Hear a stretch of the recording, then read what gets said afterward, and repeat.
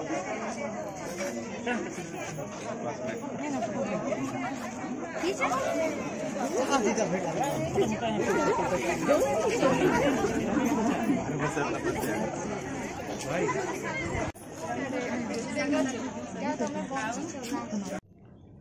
Friends, good morning. आज आया हूँ सेक्टर 6 जेल चर्च। आज दोस्त सियंतिका और रेशमा डांग का मैरिज होने वाला है, तो हम लोग पहुँच चुके हैं, लेकिन दूल्हा अबू दुल्हन लोग पहुँचे नहीं हैं। तो यह church jail church sector 6 Rourkela. तो आज का जो ब्लॉग होने वाला है वो मैरिज ब्लॉग होने वाला है, तो आपके लिए ये वीडियो है, तो आप लोग वीडियो को एंजॉय कीजिएगा। और आज आपको मैं पूरा चर्च और शादी का वीडियो दिखाने वाला हूँ।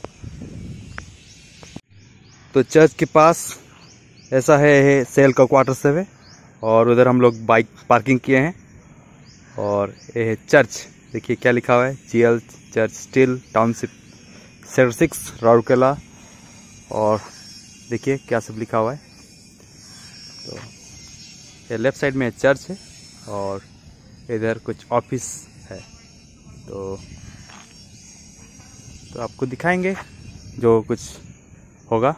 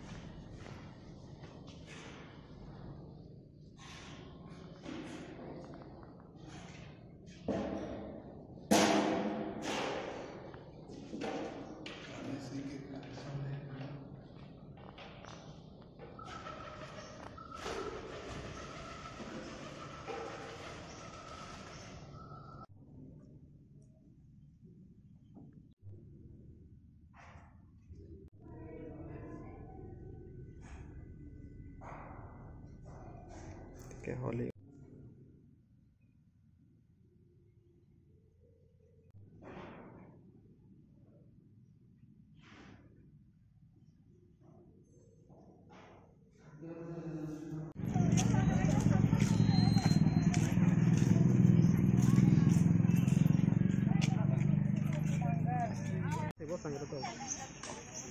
बहुत लगना भी तो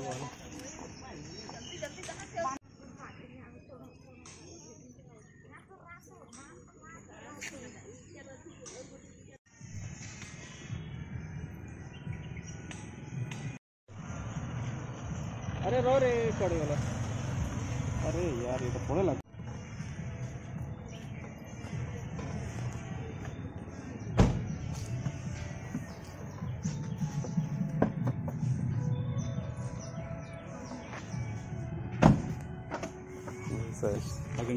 हाँ ठीक है, ठीक अच्छे मतलब 9 बजे फोन जाइए, 9 बजे फोन जाइए हो 9 बजे कहलु सब देरी करे। हाँ विश्वनाथ ड्यूटी पर आस से काली आसबो कहला, तार आज प्लान कर आज आसबो।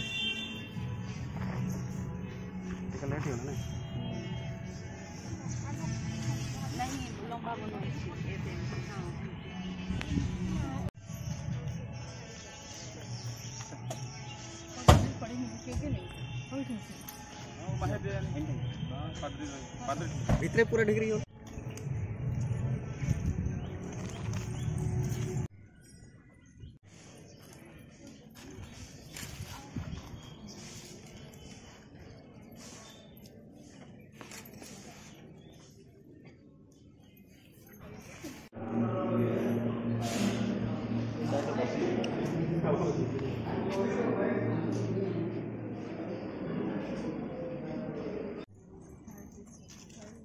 रुक जाइए।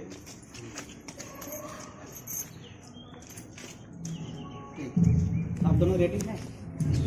क्या पवित्र शादी के लिए। पवित्र शादी के लिए। अच्छा, ठीक। तो आइए समय हम लोग पवित्र विवाह का प्रोसेसन को आरंभ करते हुए जो हम लोग को सॉन्ग फोल्डर मिला है उसमें से पहला गीत को गाएंगे। आवाज चला रे प्रभु के आंगन में, आवाज चला रे प्रभु के बेदी पासे, आयो आबा भाई बहन प्रभु हमके बुलाते, आयो आबा भाई बहन प्रभु हमके बुला हटा।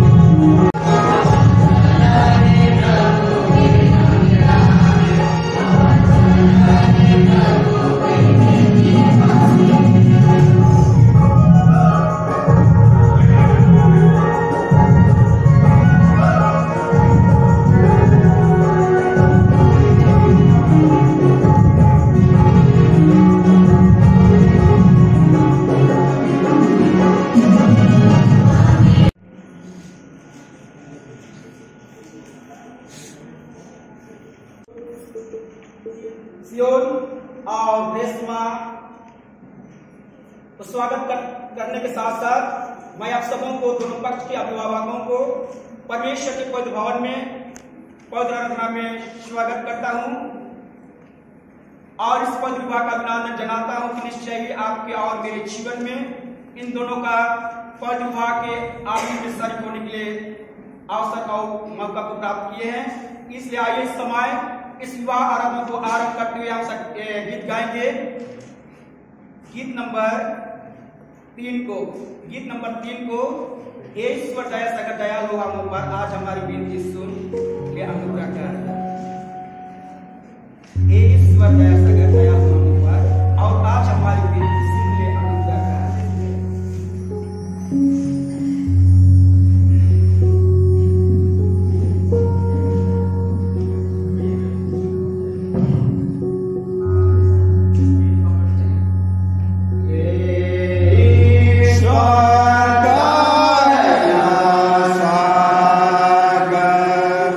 गा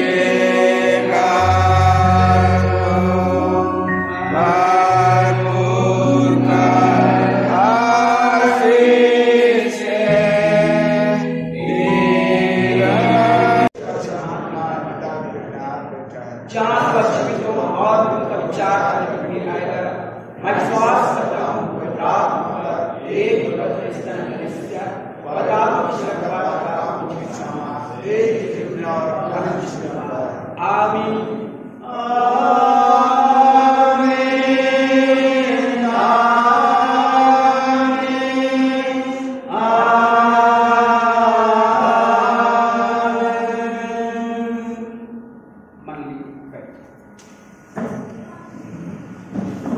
खा सकता है, जो मेल खा सकता है, जिससे कि वो लोग अच्छा दिखे और परमेश्वर के पूरे सियोन के लिए रेशमा को तैयार।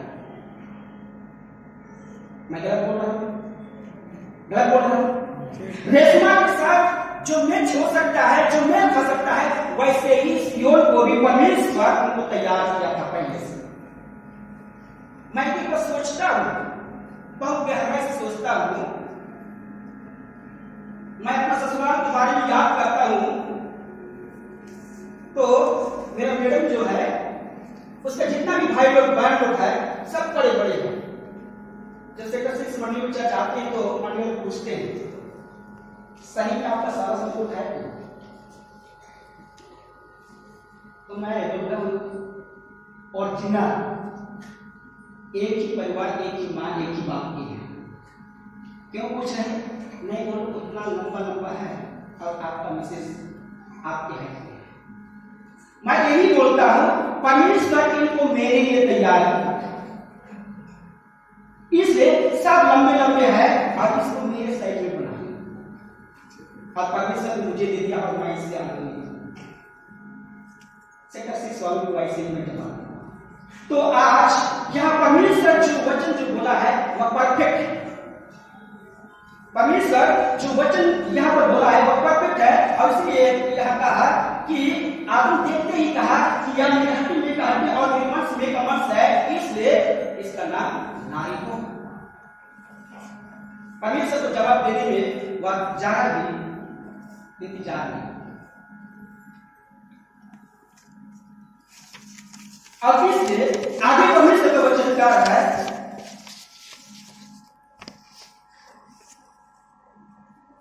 जब उन दोनों को मेल खाने के लिए बनाया है तो आगे कहता है इस कारण पुरुष अपने माता पिता को छोड़कर अपनी पत्नी से मिला रहेगा और वे एक ही तान बने रहेंगे। वे एक ही तान बने रहेंगे। कहानी का तात्पर्य क्या है? जब एक विवाह प्रवेश हो जाते हैं या परमेश्वर की उपस्थिति में परमेश्वर के वेद के सम्मुख एक दूसरे को पति और पत्नी के रूप में स्वीकार कर लेते हैं, विवाह के बंधन बंधे जाते हैं, जुड़े जाते हैं, उसके बाद उनका विवाहित जीवन किस प्रकार से होना चाहिए यहां पर बताया गया है। एक विवाहित पुरुष और स्त्री का जीवन किस प्रकार से होना चाहिए यहां पर स्पष्ट रूप से कहा है कि इस कारण पुरुष अपने माता पिता को छोड़कर अपनी पत्नी से मिला रहेगा और वे एक ही तान बने रहेंगे।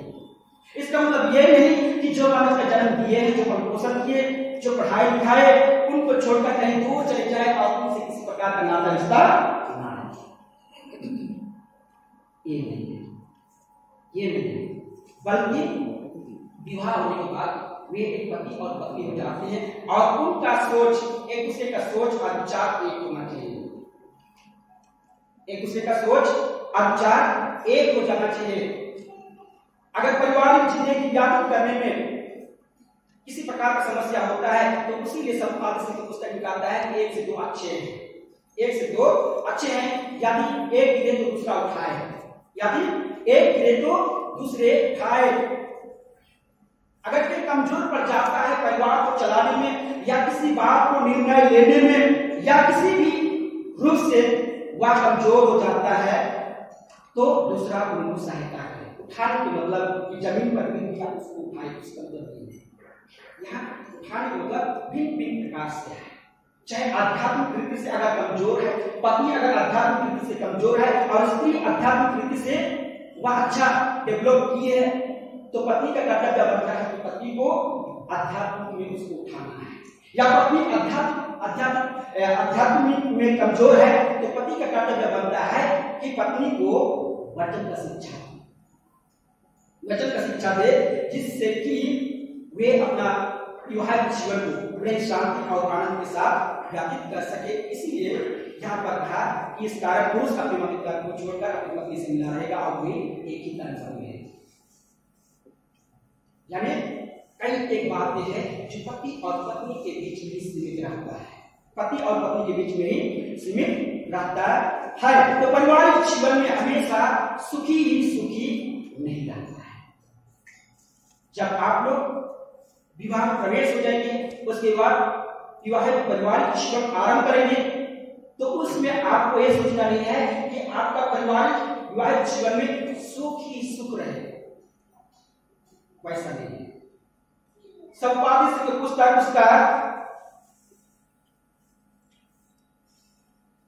उसका तीसरा अध्याय है, उसका चौथा पाठ में लिखता है रोने का समय और हंसने का समय भी, हंसने का भी समय, छाती पीटने का समय और नचने का भी समय है। तो पारिवारिक जीवन में उतराव चढ़ाव का जीवन आता है, उतराव चढ़ाव का माहौल आता है, कभी खुशी कभी गम, कभी खुशी कभी गम, और तमाम बातों को सामना करना होता है। एक स्त्री और पुरुष को हर स्थिति और परिस्थिति को सामना करना होता है, और हर स्थिति और परिस्थिति से विजय पाना है तो परमेश्वर पर ही आस्था और भरोसा और विश्वास करते हुए हर स्थिति और परिस्थिति को परमेश्वर के सम्मुख रखना है, तभी जाके चाहे खुशी या गम हो, हर स्थिति और परिस्थिति को आप सामना कर सकते हैं। इसलिए हमेशा अपने जीवन में परमेश्वर की आज्ञा को मानिए। जब परमेश्वर की आज्ञा को मानते हैं या उसकी आज्ञा को पालन करते हैं तो परमेश्वर ही हर स्थिति और परिस्थिति से हमें संभालता है, हमारे पारिवारिक जीवन को संभालता है, जिससे कि हमारा विवाहित जीवन या आपका विवाहित जीवन निश्चय ही परमेश्वर की दृष्टि में एक उन्नत का जीवन में पहले जब आप परमेश्वर के वचन परमेश्वर का आज्ञा को पालन करेंगे तो। इसलिए यूहन्ना 15 अध्याय 12 पद में लिखता है मेरी आज्ञा यह है। अभिमान जब प्रवेश हो रहे तो आपको जानना है कि परमेश्वर का आज्ञा क्या है। एक पारिवारिक जीवन में विवाहित पुरुष और स्त्री के लिए परमेश्वर का आज्ञा क्या है। ना केवल आज जो विवाह में प्रवेश होंगे उस दुल्हा के, बल्कि हर एक जितने भी हम विवाह हो चुके हैं या जो होने वाले हैं सबों के आपको जानना है कि परमेश्वर का आज्ञा क्या करता है। अब सुबह का हम देख पाते हैं यूहन्ना 15:12 पद में लिखता है कि जैसा मैंने तुमसे प्रेम रखा वैसा ही तुम भी एक दूसरे से प्रेम रखो। जैसा प्रभु यीशु मसीह आपसे और हमसे प्रेम किया है वैसे ही क्या है तुम भी एक दूसरे से प्रेम रखो। यानी पति और पत्नी को एक दूसरे से प्रेम रखना है, एक दूसरे से प्रेम रखना है। जब पहली बार मुलाकात होती है कब मुलाकात होती है आप लोग? बहुत पहले 2010 और 2022 12 साल की उम्र में। अच्छा, तो जब हम पहली बार हम लोग का देखा देखी होता है या सुख बंदी होता है या जब हम लोग विवाह हो जाते हैं और पहला लगता है अति सुंदर है, बहुत ही सुंदर है, परमेश्वर मुझे बहुत अच्छा परफेक्ट जोड़ी दिया है, और बड़े ही हमारे मन में क्या होता है लड्डू फूटता है, खुशी उमारने लगता है, खुशी उमारने लगता है। अब कहते हैं कि निश्चय ही परमेश्वर मुझे सूरज ज्योति के समान दिया है, सूरज ज्योति के समान दिया है। पर धीरे धीरे वह परिवार आगे बढ़ते जाता है और जैसे जैसे वो लोग पुराने होते जाते हैं उनका विवाह का जो प्रेम है वह धीरे धीरे घटते जाता है और शैतान ऐसा उन लोगों के बीच में प्रवेश करता है। और वही जो व्यक्ति कहा रहता है कि परमेश्वर अपने अनुग्रह के द्वारा मुझे अति सुंदर स्त्री दिया है, सूरजमुखी के समान, उसी मुंह से गाल निकलता है कि ये तो मेरे जीवन में ज्वालामुखी है, ये तो मेरे जीवन में ज्वालामुखी बन गया। जो व्यक्ति कहता है सूरजमुखी के समान परमेश्वर मुझे दिया है वही मुंह से वही व्यक्ति आगे जाकर कहता है या मेरे लिए ज्वालामुखी बन गया है।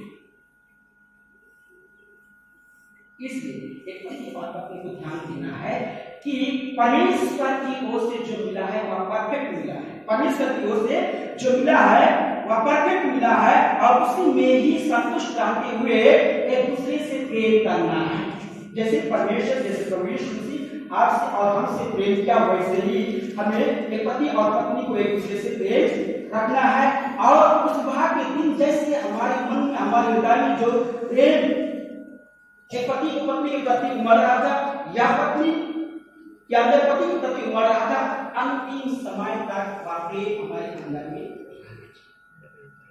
पत्नी के अंदर में पति के प्रति और पति के अंदर में पत्नी के प्रति वाकई हमेशा बरकरार उसमें किसी भी प्रकार से कमी नहीं होना चाहिए। इसलिए हम पाते हैं यिर्मयाह में भी जब हम पढ़ते हैं तो वहां भी मिलता है कि काल आज और हमेशा के लिए प्यार करना। यिर्मयाह 21 अध्याय उसका 3रा पाठ हम जब अध्ययन करते हैं तो वहां पर मिलता है काल आज और हमेशा के लिए प्यार करना चाहिए जो परमेश्वर हमें दिया है उसके साथ, और एक ही को क्यों बनाया। हम लोग आरंभ में देख रहे थे क्यों बनाया ये। परमेश्वर कहा कि आदम को अकेला रहना अच्छा नहीं है, इसलिए मैं उनके लिए एक सहायक बनाऊंगा। परमेश्वर ऐसा क्यों कहा कि एक ही को बनाया। तो यहाँ पर हम देखते हैं कि इसलिए कि वह परमेश्वर के योग्य संतान चाहता था। परमेश्वर वह अपने योग्य संतान चाहता था, इसलिए वह कहा तुम अपनी आत्मा के विषय में चौकस रहो। इसलिए वह कहा तुम अपने आत्मा के विषय में चौकस रहो और तुम में से कोई अपनी जवानी की स्त्री से विश्वासघात न करे। अपने जवानी की स्त्री से या जवानी की पुरुष से विश्वासघात ना करे। यिर्मयाह 21 अध्याय 3रा पद में कहा कि काल आज और हमेशा के लिए प्यार या प्यार हमेशा के लिए रहना चाहिए। इसलिए एक जवान को अपने जवानी की स्त्री से या एक स्त्री को अपने जवानी के पति से पुरुष से विश्वासघात करना नहीं चाहिए। इसलिए आगे कहता है इफिसी उसका 4था अध्याय उसका 2रा और 3रा पाद में आत्मिक भाव से एक दूसरे के देह की एक दूसरे को पारिवारिक विवाहित जीवन को या जीवन में सुख बनाए रखें। कैसे? इफिसी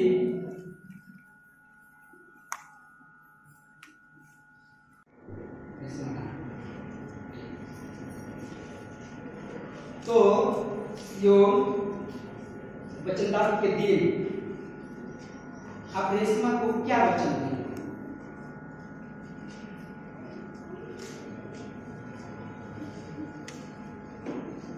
क्या वचन? रेशमा क्या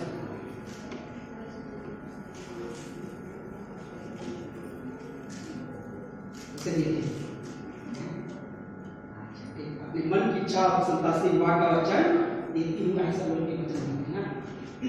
और आज दिन पूरा हुआ आ गया है और आज फिर से एक दूसरे से बात करना है।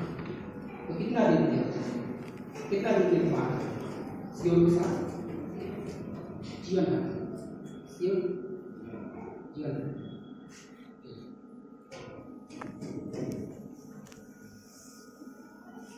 तो आप बोल रहे थे 2005 यानी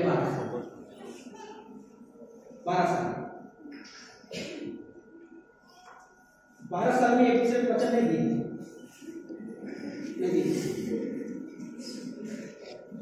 सच बोल रहे हैं। अगर नहीं दिए थे तो हम पूरा करेंगे, नहीं दिए थे रेशमा आप नहीं दिए थे तो पहले वचन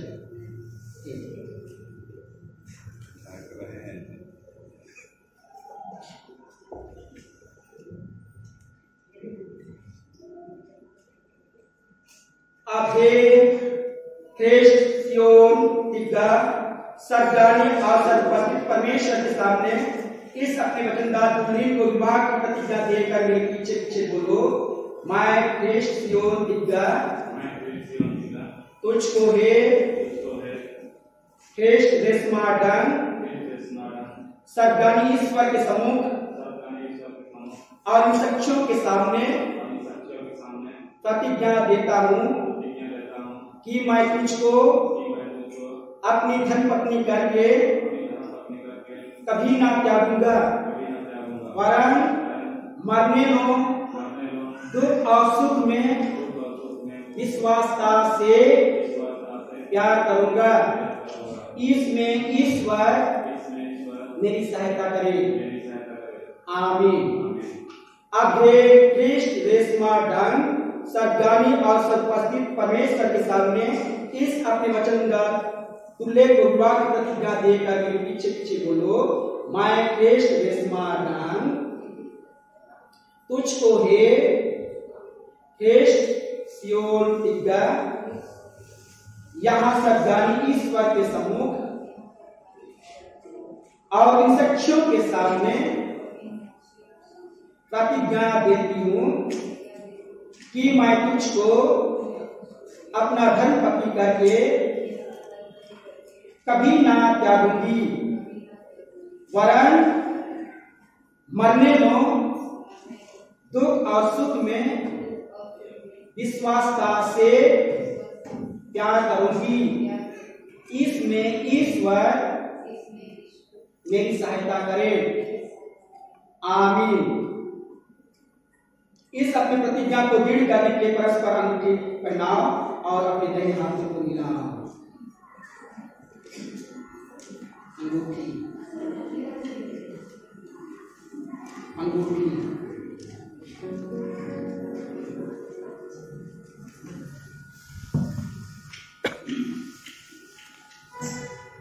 मैं परमेश्वर का सेवा होकर इस मेरे जीवन को यीशु का नाम से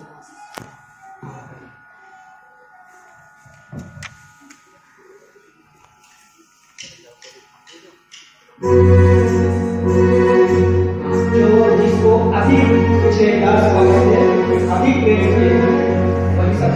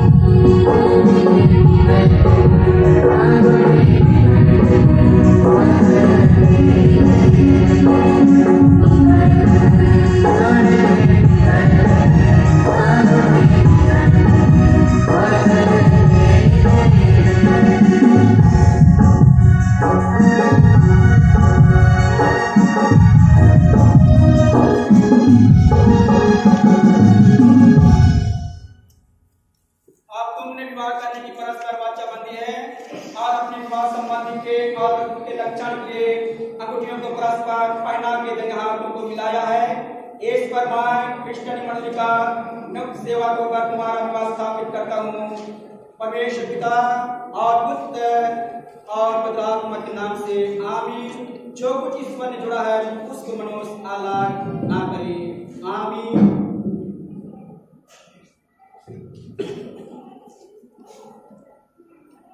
प्रार्थना करेंगे।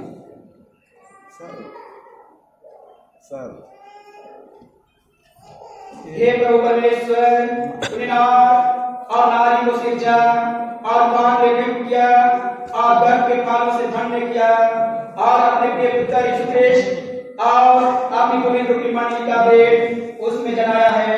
हम लोग भजन संहिता 128 भक्त विवाहित लोगों का कर्तव्य अवकाश से सुने। परमेश्वर कहा कि गर्भवतियां क्या ही धन्य है जो उसके मर्दों पर चलता है। तो अपने हाथों की कमाई खाएगा तब तू क्या ही धन्य और तेरे लिए भलाई होगी। तेरी पत्नी बलवान दाग की नाई तेरे घर के भीतर और तेरे बच्चे तेरे मंच के चारों ओर चरपाई के पौधों की नाई होंगे। देख, जो मनुष्य परमेश्वर से डरता है वह इसी रीति से धन्य होगा। परमेश्वर के संयोग से आस दे और जीवन भर यरूशलेम की भलाई पर दृष्टि किया कर और अपने बच्चों के बच्चों को दे इस्राएल पर कुशल हो। आमीन।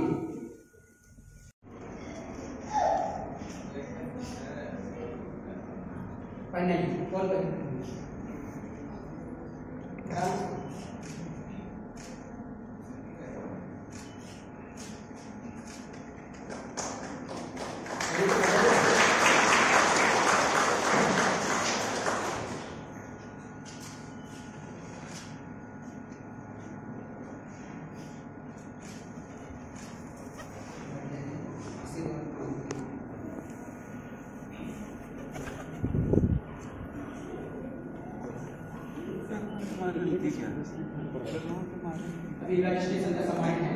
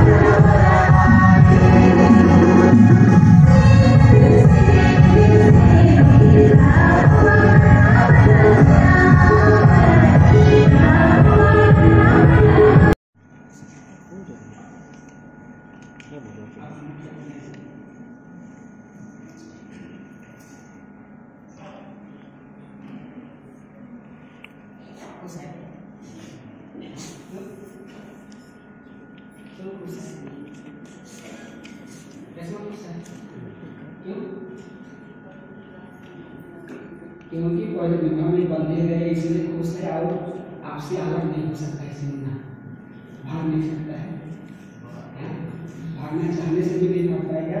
अब बंधा गया इसलिए खुश है। क्यों खुश है?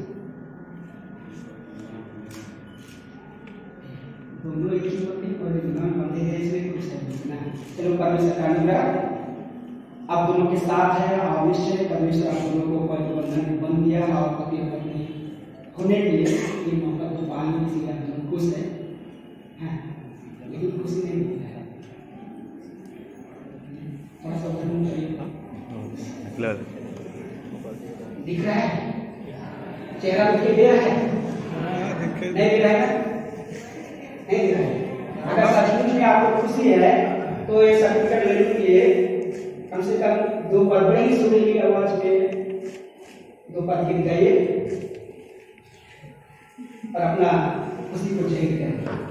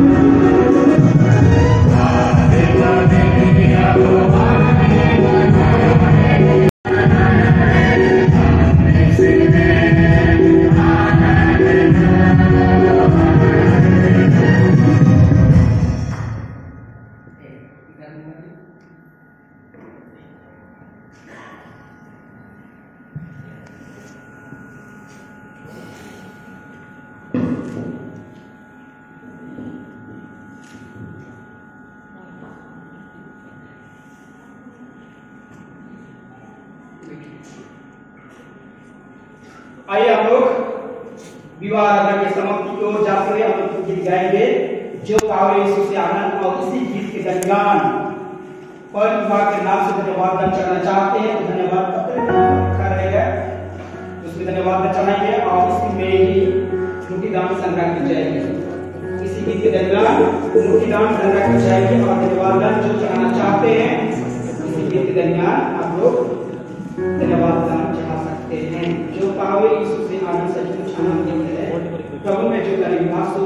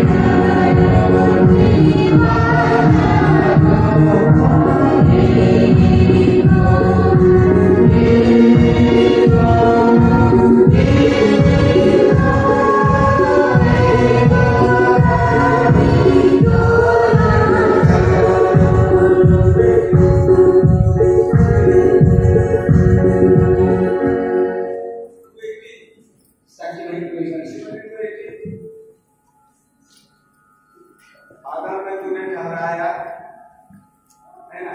तो ये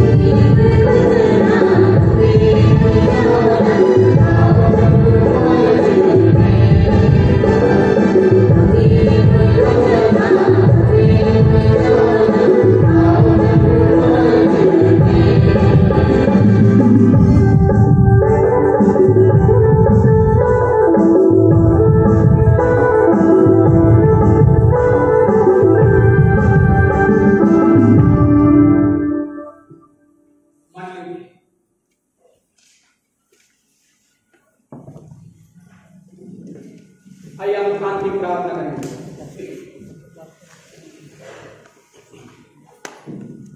हे सत्यमान सनातन ईश्वर, स्वर्ग और पृथ्वी के सृजनहार, तूने सब वस्तुओं के सृजने पर मनुष्य को बनाया जिससे वह सबका स्वामी हो, और तूने सहायता किए उनको स्त्री दी, क्योंकि पुरुष को अकेला रहना अच्छा नहीं है। हे ईश्वर, तूने नारी को मिलाया और उन्हें अपनी आस दी। आप इन लोगों पर जो विवाह से जोड़े गए और तेरी रक्षा और सहायता का आसरा रखते हैं, दया दृष्टि कर हम तेरी विनती करते हैं कि तू उनके मन को आत्मा से परिपूर्ण कर और दया से उनको हर प्रकार की आत्मिक और लौकिक आशीष के भागी बना, और जिस ज्ञान को उन्होंने आज बंधा है उस पर आशीष दे, अनुग्रह कर कि उनके घर प्रसन्नता और विश्वासता से नित्य बना रहे। वे दुख और सुख में एकता और प्रेम रखे और अपनी कृपा से उन्हें आज्ञाधीन संतान दान कर जो उनके बुढ़ापे में उनको आनंदमय करे। उनको यह भी कभी भूल जाने मत दे कि उनका विवाह बंधन पवित्र और लंगर रहे होना चाहिए। उनकी विवाह अवस्था में तेरी प्रेरणा से जो कुछ उन पर आ जाए उसको वे तेरी अधीनता में रहकर धीरज से ग्रहण करते रहे। उनको अपनी समाप्ति से चला जिससे वे इस जीवन यात्रा की समाप्ति पर परम सुख के अनंत निवास में पहुंचे। पिता परमेश्वर धन्यवाद देते हैं आज इस पवित्र विवाह को संपन्न करने के लिए हम एक एक भाई बहनों को आज शेष करके विवाहित वर वधु को तो आपने अपने आत्मा के द्वारा चलाया, अगुवाई दिया और उसकी आत्मा की प्रेरणा और अगुवाई को प्राप्त करते हुए प्रभु आज का इस विवाह आराधना को पूर्ण रीति से संपन्न कर पाते हैं। इसलिए प्रभु हम केवल और केवल हम तुझे को धन्यवाद देते हैं और परमेश्वर धन्यवाद देते हैं। प्रभु मेहमानों को कपट मुंडा से राहुल किला सेक्टर 6 मंडली हमीरपुर में आने में तो आपकी सहायता और अगुवाई दे और वे बड़ी कुशलता पूर्वक वे पहुंच पाए और हम दोनों पक्ष के एक साथ मिलकर आपके भवन में प्रभु एक मन एक होकर आपके नाम की स्तुति महिमा जयकार कर पाए हैं। इसलिए प्रभु हम आपके नाम की गुजार करते हैं। पिता परमेश्वर आज के पूरे दिन बाद के जीवन में जितने भी प्रकार के विवाह संबंधी कार्यक्रम है प्रभु सारे कार्यक्रम को संपन्न करने के लिए एक एक को तुम आपकी सहायता और अगुवाई कर ताकि प्रभु आपकी अधीनता में लाकर हर एक कार्य को प्रभु निश्चय आपका अगुवाई में होगा समाप्त करते हुए आपको धन्यवाद देने पाएंगे। इसलिए प्रभु जी हम सभी को पुनः फिर से बात एक मन एक होकर नगवाई द्वारा को आप ही के समर्थी आपको सौंप देते हैं। आगे आप भी अपने आप के द्वारा दोनों को विवाहित दंपति जीवन जीने में और चलने में वो आपकी सहायता और अगुवाई कीजिए। सारा आदर महिमा सम्मान आप ही को देते हुए प्रभु जितने भी उपस्थित विश्वासी भाई बहने अपने मन और हृदय को आपकी ओर निहारते हुए प्रभु मुट्ठीदान और धन्यवाद चढ़ाए संविधानों को आप ही के समर्थी और प्रधान में सौंप देते हैं। हे प्रभु तो आप आशीष कर पवित्र कर ताकि इसके द्वारा आपके नाम की महिमा होने पाए और जो अपने बढ़ते और घट में से दिए हैं प्रभु हर एक के भंडार को तो आप अपने स्वर्ग आशीष से परिपूर्ण कर ताकि कोई भी प्रभु अपने जीवन में कमी और घटी को महसूस न करे और सदा प्रभु आपके आशीष को प्राप्त करते हुए बड़े सुख शांति और समृद्धि का जीवन जीते हुए आप नाम की महिमा और धन्यवाद कर पाएंगे। इससे सारी बातों का धन्यवाद देते हैं। प्रार्थना उद्धार करता मसीह के नाम से मांगते हैं शोर और सम्राट में ग्रहण कर आमीन। हम एक साथ प्रभु प्रार्थना करें। हे हमारे पिता तू स्वर्ग में है, तेरा नाम प्रकट हो, तेरा राज्य आए, तेरी इच्छा स्वर्ग में स्थित पर भी होए। हमारे प्रतिदिन रोटी आज हमको दे और हमारे अपराधों को क्षमा कर जैसे हम अपने अपराधों को क्षमा करें और हमको परीक्षा में डाल प्राण पुरुष क्योंकि राज्य पराक्रम और महिमा सदा तेरे हैं।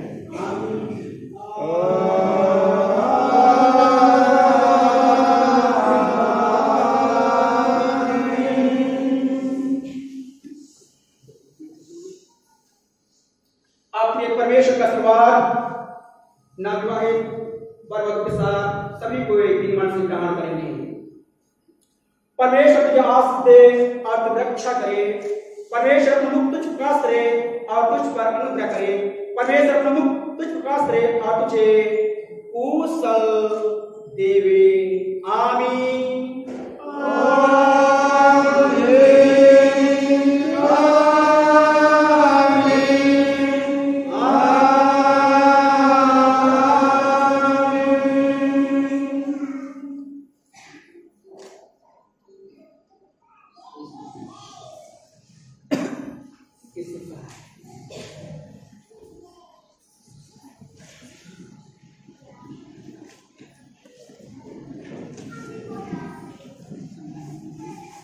सभी भाई बहनों को और माता पिता और जितने आए हुए दोस्त ग्राम मेहमानों को हम लोग एक ही बार 1-2-3 करके एक्सरसाइज करेंगे। 1 2 3 1 2 3।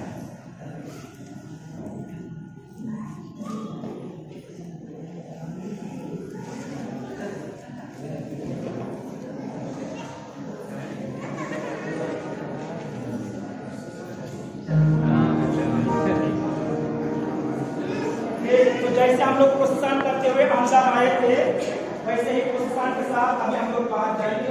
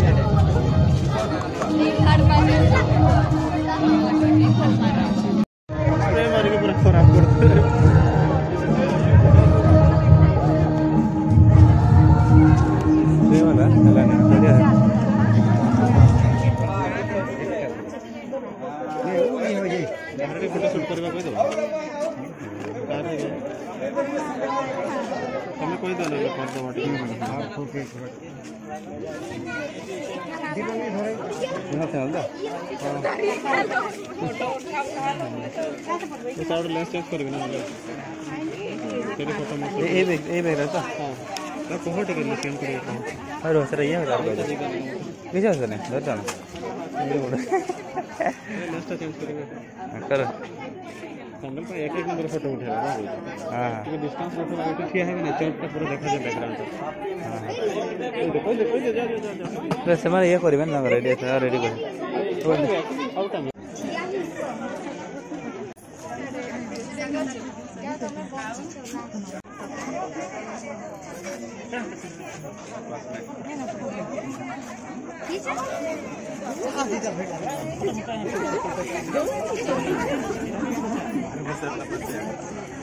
भाई